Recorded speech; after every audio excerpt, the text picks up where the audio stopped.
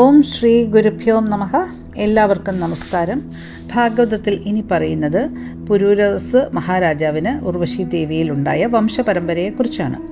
ഒരുപാട് പേരുടെ പേരുകൾ ഭാഗവതത്തിൽ പറയുന്നുണ്ട്. അതിൽ പ്രമുഖരായ ചിലരെ മാത്രം നമുക്ക് പരിചയപ്പെടാം. ജഹ്നു എന്ന മഹർഷി ഒരിക്കൽ ഗംഗാ നദി പൂർണ്ണമായും വറ്റിക്കുകയുണ്ടായി. ഈ കഥ പലയിടത്തും നമ്മൾ പറഞ്ഞു കേട്ടിട്ടുള്ളൊരു കഥയുമാണ്. മറ്റൊരാൾ ഗാധി എന്ന പിൻഗാമിയാണ്.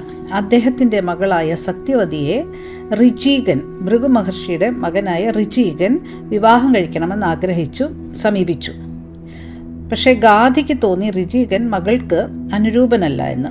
അതുകൊണ്ട് പുരുഷധനമായിട്ട് 1000 വെള്ളക്കുതിരകളെ, അതും ഇടത്തോ വലത്തോ ചെവി കറുത്ത നിറത്തിലുള്ള 1000 വെള്ളക്കുതിരകളെ പുരുഷധനമായിട്ട് ആവശ്യപ്പെട്ടു. ഋചീകനാകട്ടെ നിശ്ചയദാർഢ്യത്തോടെ വരുണന്റെ സന്നിധിയിലെത്തി ആ കാര്യം ആവശ്യപ്പെട്ടു. അങ്ങനെ 1000 കുതിരകളെ കൊണ്ടുവന്ന് കൊടുത്തു. അങ്ങനെ സത്യവതിയുമായിട്ടുള്ള വിവാഹം നടന്നു.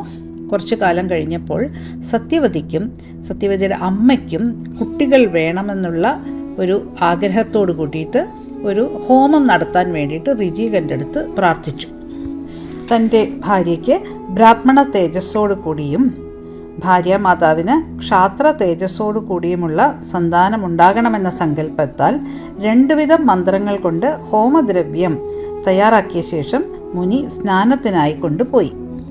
അദ്ദേഹം തിരിച്ചു വരുന്നതിന് മുൻപ് തന്നെ സത്യവതിയുടെ അമ്മ മകളോട് അവളുടെ ഹോമദ്രവ്യം അവർക്ക് കൊടുക്കണമെന്ന് ആവശ്യപ്പെട്ടു. ഭർത്താവ് ഭാര്യയ്ക്ക് വേണ്ടി സ്നേഹക്കൂടുതൽ കൊണ്ട് കൂടുതൽ ഉത്കൃഷ്ടമായിട്ടുള്ള ഒരു ഹോമദ്രവ്യമായിരിക്കും തയ്യാറാക്കിയത് എന്നുള്ള ഒരു ചിന്തയോടുകൂടിയാണ് അമ്മ അങ്ങനെ ആവശ്യപ്പെട്ടത്. പരിശുദ്ധ സ്വഭാവമുള്ള സത്യവതി തൻ്റെ ചെരു അമ്മയ്ക്ക് കൊടുത്തു. അമ്മയുടെ ചെരു താനും ഭക്ഷിച്ചു. സ്നാനം കഴിഞ്ഞ് മടങ്ങി വന്ന മുനി തൻ്റെ ഭാര്യ ചെയ്ത ഈ പ്രവൃത്തിയെക്കുറിച്ച് അറിഞ്ഞു. അദ്ദേഹം ഭാര്യയോട് പറഞ്ഞു, നിന്റെ പ്രവൃത്തി വളരെ കഷ്ടമായി. നിനക്കുണ്ടാകുന്ന പുത്രൻ ശസ്ത്രധാരിയും ക്രൂര സ്വഭാവമുള്ളവനുമായിട്ടും നിന്റെ സഹോദരൻ ബ്രഹ്മജ്ഞന്മാരിൽ ഉത്തമനായിട്ടും ഭവിക്കും. വല്ലാതെ വിഷമിച്ച സത്യവതി ഭർത്താവിനോട് പ്രാർത്ഥിച്ചു. അങ്ങനെ സന്തോഷിച്ച് അദ്ദേഹം ഭാര്യയോട് പറഞ്ഞു, എന്നാൽ നിന്റെ പുത്രൻ ഘോരനായും ശസ്ത്രധാരിയായും ഭവിക്കയില്ല. പുത്രൻ്റെ പുത്രൻ ഘോരനും ദണ്ഡധരനുമായി ഭവിക്കാതിരിക്കുകയുമില്ല എന്ന് പറഞ്ഞു. അതിനാൽ സത്യവതിയിൽ നിന്ന് ശാന്ത സ്വഭാവനായ ജമദഗ്നി ഉണ്ടായി. ഇനി ഭാഗവതം ഈ കഥയിൽ കൂടി നമ്മൾക്ക് എന്ത് പാഠമാണ് പറഞ്ഞു തരുന്നതെന്ന് നോക്കാം. ഒന്ന്, ഋചീകൻ്റെ നിശ്ചയദാർഢ്യം. ഒരു കാര്യം തീരുമാനിച്ചാൽ അത് സാധിച്ചെടുക്കണം, അതിനു വേണ്ടി എന്ത് ശ്രമവും നടത്തും എന്നുള്ള ആ ഒരു മനോഭാവം, അതാണ് വിജയത്തിലേക്ക് നയിക്കുന്നത്. എന്തെല്ലാം ചലഞ്ചസ് ഉണ്ടെങ്കിലും നമ്മൾക്ക് വിജയം കൈവരിക്കണമെങ്കിൽ ആ ഒരു ഡിറ്റർമിനേഷൻ ഉണ്ടായേ തീരൂ. മറ്റൊന്ന്, ധർമ്മത്തെ മുറുകെ പിടിക്കേണ്ടത് അത്യാവശ്യമാണ്.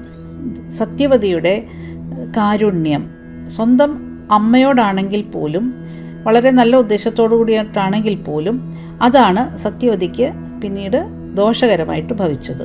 അപ്പം നമ്മൾ വിചാരിക്കുന്നതിനപ്പുറമുള്ള പ്രത്യാഘാതങ്ങൾ ഉണ്ടാകാൻ സാധ്യതയുണ്ട്. ധർമ്മത്തെ മുറുകെ പിടിച്ചാൽ മാത്രമേ നമ്മളുടെ ജീവിതത്തിന് ഒരു സംരക്ഷണം ലഭിക്കുകയുള്ളൂ.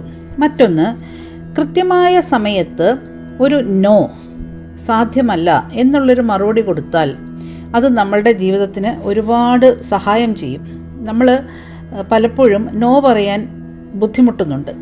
അങ്ങനെയുള്ള സമയത്താണ് നമ്മൾക്ക് ഒരുപാട് ചലഞ്ചസ് നീണ്ട കാലത്തേക്ക് അനുഭവിക്കേണ്ടി വരുന്നത്. ഒരു നോ നമ്മളെ പലപ്പോഴും ഒരു യെസ്സിനേക്കാളും നമ്മളുടെ ജീവിതത്തിനെ സംരക്ഷിക്കും. അടുത്തത്, നമ്മൾ ഫോളോ ചെയ്യുന്ന റിച്വൽസ് അല്ലെങ്കിൽ നമ്മൾ ചെയ്യുന്ന ചില ആചാരങ്ങൾ, അതിന് ഒരു കൃത്യമായിട്ടുള്ളൊരു മാനദണ്ഡം ഉണ്ടായിരിക്കും. അതിൽ നിന്നും നമ്മൾ മാറിപ്പോകുമ്പോൾ അതിൻ്റേതായിട്ടുള്ള ദോഷഫലങ്ങളും ഉണ്ടാകും. മറ്റൊന്ന്, മിസ്റ്റേക്സ് അഥവാ അബദ്ധങ്ങൾ, അതിന് പ്രത്യാഘാതങ്ങൾ ഉണ്ടാകും. അതിൻ്റെ ഇമ്പാക്റ്റ്, അതായത് അതിൻ്റെ ആഘാതം ചിലപ്പോൾ നമുക്കിത്തിരി കുറയ്ക്കാൻ സാധിക്കുമായിരിക്കും. ഇവിടെ സത്യവതിയുടെ പ്രാർത്ഥന കാരണം ഋചീകൻ സത്യവതിക്കുണ്ടായ ആ ഒരു ദോഷഫലത്തെ കുറച്ചു. പക്ഷേ അത് പൂർണ്ണമായിട്ടും ദൂരീകരിക്കാൻ സാധിച്ചില്ല. അതായത് മകന് ഉണ്ടാകേണ്ട ദോഷത്തെ മാറ്റിയിട്ട് മകൻ്റെ മകനിലേക്ക് അത് മാറ്റുകയാണ് ചെയ്തത്, അല്ലേ? ഇനി ഏറ്റവും വലിയൊരു മോറൽ എന്ന് പറയുന്നത്, നമ്മൾ കാരുണ്യം കൊണ്ട് അല്ലെങ്കിൽ ദയവ് കൊണ്ട് നമ്മൾ പ്രവർത്തിക്കുന്നതും ധർമ്മത്തിന് വിരുദ്ധമാകാൻ പാടില്ല. ധർമ്മത്തിനനുസരിച്ച് കറക്റ്റായിട്ടുള്ള ഡിസിഷൻസ് എടുക്കാനായിട്ടുള്ള ധൈര്യം നമുക്ക് ഉണ്ടായിരിക്കണം. അത് എത്ര പ്രിയപ്പെട്ടവർ വന്ന് നമ്മളുടെ അടുത്ത് പ്രലോഭിപ്പിച്ചാൽ പോലും നമ്മളതിന് വശംവദരാകാൻ പാടില്ല. ഇത് വലിയൊരു പാഠമാണ്. പ്രത്യേകിച്ച് ഇന്നത്തെ കാലത്ത് ഫ്രണ്ട്സ് ആണ് പലപ്പോഴും കുട്ടികളെ ദോഷങ്ങളിലേക്ക് നയിക്കുന്നത്. അപ്പോൾ ഇത് വളരെ ശ്രദ്ധയോടെ തന്നെ നമ്മൾ മനസ്സിലാക്കേണ്ട ഒരു കാര്യമാണ്.